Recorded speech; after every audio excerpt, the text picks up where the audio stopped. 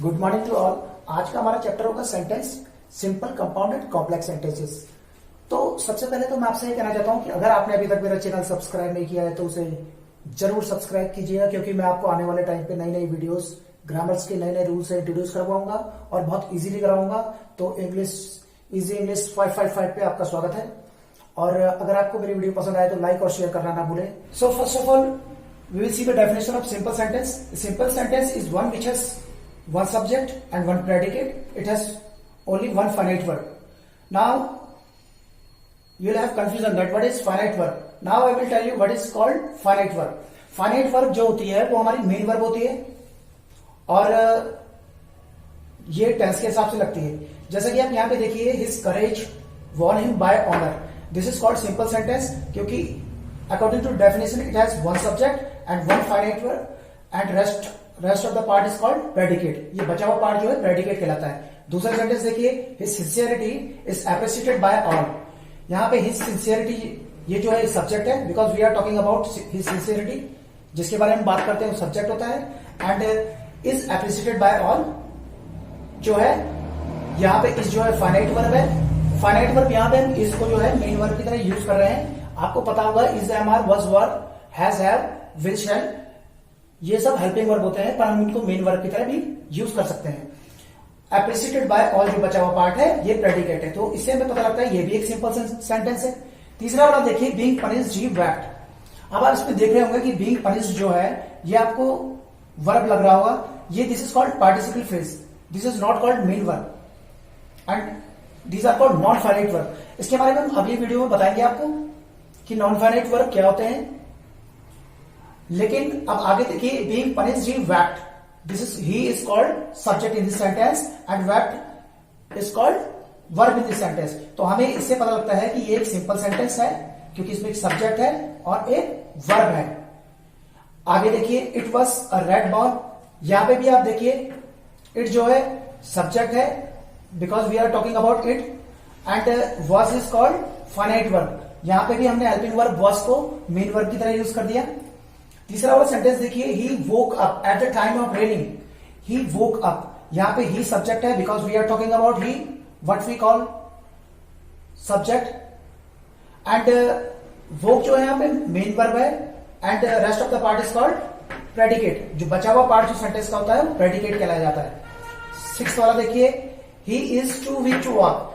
ये भी एक सिंपल सेंटेंस का ही काइंड है, इसको इस तरह से बनाया जाता है, he is too weak to walk. ये नेगेटिव होता है सेंस में और यहां पे देखिए ही यहां पे सब्जेक्ट है और इज यहां पे फाइनाइट वर्ब है। तो अब कंपाउंड सेंटेंसेस देखते हैं। कंपाउंड सेंटेंसेस दो प्रिंसिपल क्लॉज जो कि किसी कोऑर्डिनेटिंग कंजंक्शन से जुड़े होते हैं उनके द्वारा बनता है। तो कंपाउंड सेंटेंस की डेफिनेशन हो गई, इसमें दो प्रिंसिपल क्लॉज होते हैं और बीच में उसमें कोऑर्डिनेटिंग कंजंक्शन होता है। तो इसके लिए वैसे मैंने बहुत सिंपली समझने के लिए निमोनिक बना रखा है। जैसे कि आप देखिए, ये निमोनिक है फैन वॉइस। तो आप इजीली जिन सेंटेंस में फॉर, एंड, नॉर, बट और येट और सो का यूज देखें तो आप इजीली समझ जाएं कि कंपाउंड सेंटेंस है। तो इसको देख करके आपको इजीली पता लग जाएगा। देखिए जैसे कि पहले वाले सेंटेंस में एंड लगा हुआ है, तो एंड हमारा इसमें निमोनिक में है तो एक कंपाउंड सेंटेंस है। बट लगा हुआ है, बट भी निमोनिक में है, ये भी कंपाउंड सेंटेंस है। और ये देखिए प्रिंसिपल क्लॉज भी है। इसमें प्रिंसिपल क्लॉज उस क्लॉज को कहते हैं जो कि किसी पे डिपेंडेंट नहीं होता, जिसका मीनिंग क्लियर निकलता है और जिसका देखिए सब्जेक्ट भी है यहाँ पे और वर्ब भी है। तो क्लॉज की डेफिनेशन वही है, इसमें सब्जेक्ट और एक वर्ब होता है। तो ये सब्जेक्ट हो गया द मून और वॉज जो है वर्ब है इसमें। ऐसे देखिए इसमें भी सब्जेक्ट भी है और वर्ब भी है। तो ये एक क्लॉज है। क्लॉज जो है यूनिट होता है सेंटेंस का। एक सेंटेंस में कई तरह के क्लॉज होते हैं, क्लॉज के एक अलग से वीडियो बनाई जाएगी। फिलहाल हम देखते हैं कंपाउंड सेंटेंसेस कैसे बनाए जाते हैं। तीसरा देखिए, कंपाउंड सेंटेंसेस के यहाँ पे यूज है और का। ये निमोनिक देखिए बना रखा है, बहुत इजी है। इसमें देखिए और यूज रखा है। तो जिन भी सेंटेंस में आप और या बट या सो या फॉर या एंड ये निमोनिक में आप देख रहे होंगे, इनका यूज देखें तो इसका मतलब कंपाउंड सेंटेंसेस है। देखिए इसमें देखिए, रीड और यू विल फेल, मतलब पढ़ो या तुम फेल हो जाओगे। तो यही यहाँ पे कंपाउंड सेंटेंस है। और लगा हुआ है, इसे देख के हमें पता चल जाता है कि ये कंपाउंड सेंटेंस है। और यहाँ पे कोऑर्डिनेटिंग कंजंक्शन है। तीसरा देखिए सेमी कॉलम का यूज कैसे होता है। सेमी कॉलम का use, he said he did not mind if I stayed home, it soon become clear he was not being honest. कहने का मतलब ये है कि उसने कहा कि वो माइंड नहीं करेगा अगर मैं घर पे रहूं, लेकिन बाद में पता चला कि वो ऑनेस्ट नहीं था। तो ये एक कॉन्ट्रास्ट के लिए यूज होता है। मोस्टली जो सेमी कॉलम है कॉन्ट्रास्ट दिखाने के लिए यूज होता है। यहाँ पे बट का भी यूज भी हो सकता था, लेकिन ये कॉन्ट्रास्ट दिखाने के लिए स्पेशली यूज होता है। अब आप देखिए आगे, देखिए आई एम वेरी स्मार्ट, ये भी एक प्रिंसिपल क्लॉज है, इसका भी मीनिंग क्लियर हो रहा है। और I do not enjoy school, ये भी एक प्रिंसिपल क्लॉज है, इसका भी मीनिंग क्लियर हो रहा है। देखने से पता लग रहा है कि मैं बहुत स्मार्ट हूं। और दूसरा, मैं यहाँ पे स्कूल, तभी भी मैं स्कूल एंजॉय नहीं करता। तो देखिए यहाँ पे जेड जो है ये एक कोऑर्डिनेटिंग कंजंक्शन है, तो इसको भी हम पहचान जाएंगे निमोनिक देख के कि ये एक कंपाउंड सेंटेंस है। दूसरा देखिए she is ill, it has a complete meaning, and she will not come, it also has a complete meaning. तो ये सो से जुड़ रखा है, तो ये एक कंपाउंड सेंटेंस होगा। तो ये आप निमोनिक में देख रहे हैं, सो लगा हुआ है यहाँ पे, तो सो से जुड़ रखा है, तो हम तुरंत पहचान लेंगे कि कंपाउंड सेंटेंस है। सिक्स्थ वाला देखिए, he did not want help, not did she offer it, मतलब वो हेल्प भी नहीं चाहती और उसने कभी ऑफर भी नहीं किया हेल्प, कि उसने किसी की हेल्प भी नहीं की है। तो ये नॉट जो है यहां पे कोऑर्डिनेटिंग कंजंक्शन की तरह यूज रखा है, तो हम पहचान जाएंगे निमोनिक देखे कि ये कंपाउंड सेंटेंस है। ये जो निमोनिक आपको दे रखा है ये एक पहचान है कंपाउंड सेंटेंस की, मोस्टली यही जो है कंपाउंड सेंटेंस में यूज होते हैं। तीसरा देखिए सैम ड्रैंक वाटर, ये एक अलग सेंटेंस है, प्रिंसिपल क्लॉज है। और ही वाज थर्स्टी एक अलग प्रिंसिपल क्लॉज है, ये फॉर से जुड़ा हुआ है, और फॉर भी हमारे निमोनिक में है। यहाँ पे फॉर बिकॉज के लिए यूज रखा है।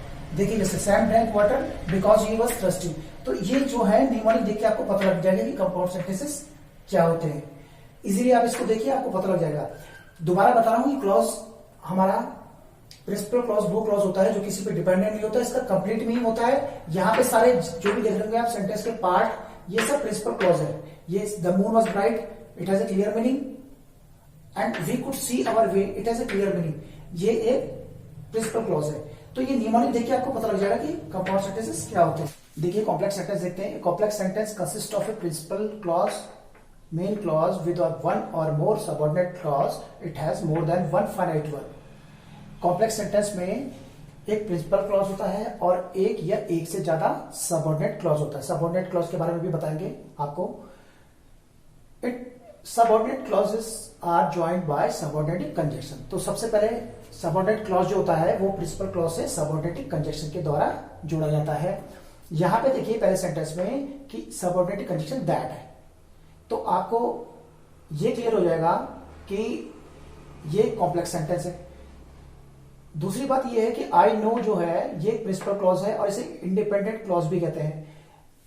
आई नो इसलिए इंडिपेंडेंट क्लॉज या प्रिंसिपल क्लॉज कहा जाता है, इसे कहा जाएगा इसमें सेंटेंस में, क्योंकि इसका मीनिंग क्लियर हो रहा है कि मैं जानता हूं। अब आगे का सेंटेंस देखिए, अगर मैं आपको यही सेंटेंस बोलूं केवल that he is a good man, कि वो एक अच्छा आदमी है, तो इस सेंटेंस का कोई क्लियर मीनिंग नहीं है। इसके आगे मुझे कोई और सेंटेंस लगाना पड़ेगा या इसके साथ मुझे कोई और ऐसा सेंटेंस जोड़ना पड़ेगा जिससे इसका क्लियर मीनिंग हो। तो इसके आगे इसको आश्रित उपवाक्य भी कहा जाता है। डिपेंडेंट क्लॉज कहते हैं इसे इंग्लिश में, और हिंदी में से आश्रित उपवाक्य कहते हैं। इसको प्रिंसिपल क्लॉज की जरूरत पड़ती है और ये इस पे आश्रित होता है। अगर इसको हम सिंगल यूज करें इस सेंटेंस को कि वह एक अच्छा आदमी है, तो ये इसका क्लियर मीनिंग नहीं निकलेगा, तो इसलिए इसको सबऑर्डिनेट क्लॉज कहा जाता है। तो ये कॉम्प्लेक्स सेंटेंस की पहचान है। यहाँ पे दैट से भी जुड़ा हो सकता है सेंटेंस, हु से भी जुड़ा हो सकता है, विच से भी जुड़ा हो सकता है। आने वाली वीडियो में मैं आपको बताऊंगा कि ये क्लॉजेस क्या होते हैं और इनके कितने टाइप होते हैं, लेकिन फिलहाल हम ये समझेंगे कि कॉम्प्लेक्स सेंटेंस क्या होते हैं। दूसरा वाला सेंटेंस देखिए, आई know the man who was here yesterday, ये एक कॉम्प्लेक्स सेंटेंस है। यहाँ पे ये जो हु है, हु वाज हियर यस्टरडे को अगर मैं सिंगल यूज करूंगा तो इसका कोई क्लियर मीनिंग नहीं निकल रहा है। जो यहाँ कल था, अगर मैं ये बात किसी व्यक्ति को बोलूं तो वो पूछेगा मेरे से कि था तो आगे मतलब इंफॉर्मेशन क्या है, तो तब मैं इसको जोड़ करके जैसे I know the man who was here yesterday, अगर इसको भी जोड़ूंगा तभी मीनिंग क्लियर होगा। That is called principal clause. इसको ये प्रिंसिपल क्लॉज कहा जाता है। आई नो द मैन, मैं उस आदमी को जानता हूं कि जो कि यहां था, जो कि यहां कल था। तो ये हु वॉज हियर यस्टरडे ये एक एडजेक्टिव क्लॉज है, क्योंकि ये जो यहाँ पे मैन है ये मैन के बारे में डिस्क्राइब कर रहा है कि मैं उस आदमी को जानता हूं जो कि यहाँ कल था। ठीक है, तो ये एक एडजेक्टिव क्लॉज है। तो इसके बारे में आपको बताया जाएगा आगे, लेकिन ये कॉम्प्लेक्स सेंटेंस की पहचान है कि यहाँ पे जो सबऑर्डिनेट कंजंक्शन का यूज होता है, यहाँ पे देखिए हु हो रखा है, और ये who, which, how, where, etcetera से हो सकते हैं, ये एडजेक्टिव क्लॉज होते हैं। इनके आगे जो है एंटीसिडेंट भी लगा होता है, जो कि ये मैन है, ये मैन को डिस्क्राइब कर रहा है। यहाँ पे टाउन हो सकता था और भी कोई नाउन भी हो सकता था, मतलब यहाँ पे भी नाउन आगे अपने से आगे आने वाले नाउन को डिस्क्राइब करते हैं, ये एडजेक्टिव क्लॉज कहलाते हैं। अब थर्ड वाला देखिए, यहाँ पे when you do this work I shall give you money. I shall give you money का तो जो मीनिंग है क्लियर है कि मैं तुम्हें मनी दूंगा। इसको किसी के सहारे की जरूरत नहीं है, ये किसी पे आश्रित नहीं है, ये एक इंडिपेंडेंट क्लॉज है, और ये मेन क्लॉज भी कहा जाता है इसे, और प्रिंसिपल क्लॉज भी कहते हैं हम। लेकिन अगर मैं आपको सिंगल ये सेंटेंस बोलूं कि when you do this work, जब तुम ये काम करोगे, तो आप आगे कुछ इंफॉर्मेशन मांगना चाहेंगे मेरे से कि उसके आगे क्या होगा अगर हम ये काम करेंगे। तो कहने का मतलब है इसकी इंफॉर्मेशन क्लियर नहीं है, इससे हमें मीनिंग क्लियर नहीं हो रहा है, तो हमें इसके आगे कोई प्रिंसिपल क्लॉज जोड़ना पड़ेगा। देखिए, I shall give you money, when you do this work I shall give you money, अगर हम इन दोनों को साथ में यूज करते हैं तो ये एक मीनिंगफुल सेंटेंस है, और मीनिंगफुल क्लॉज मीनिंगफुल सेंटेंस है। तो ये इस तरह के सेंटेंस को कॉम्प्लेक्स सेंटेंस कहा जाता है। इसमें ये प्रिंसिपल क्लॉज है, आई शैल गिव यू मनी, इसका मीनिंग क्लियर है, मैं तुम्हें मनी दूंगा, और ये एक सबऑर्डिनेट क्लॉज है। और ये सबऑर्डिनेट क्लॉज जो है ये एडवर्ब क्लॉज भी कहा जाता है इस टाइप के सेंटेंस को, क्योंकि इसमें टाइम को बता रहा है कि when you do this work, जब तुम काम करोगे, तो ये एडवर्ब की जगह काम कर रहा है, तो ये एडवर्ब क्लॉज है। और इस वाले सेंटेंस में, फर्स्ट वाले में जो सेंटेंस था, इसमें ये वाला जो सेंटेंस है, that he is a good man, ये एक नाउन क्लॉज है, क्योंकि ये ऑब्जेक्ट की जगह इसने काम किया था। I know what, noun clause की पहचान जो होती है वो नाउन क्लॉज व्हाट का आंसर देता है। तो इस तरह से हमने कॉम्प्लेक्स सेंटेंसेस पढ़े। आने वाली वीडियो में मैं आपको इसके बारे में ढंग से बताऊंगा कि कॉम्प्लेक्स सेंटेंसेस कैसे बनाए जाते हैं और इनके कितने टाइप होते हैं। Thank you very much, have a nice day, and don't forget to subscribe my channel as well.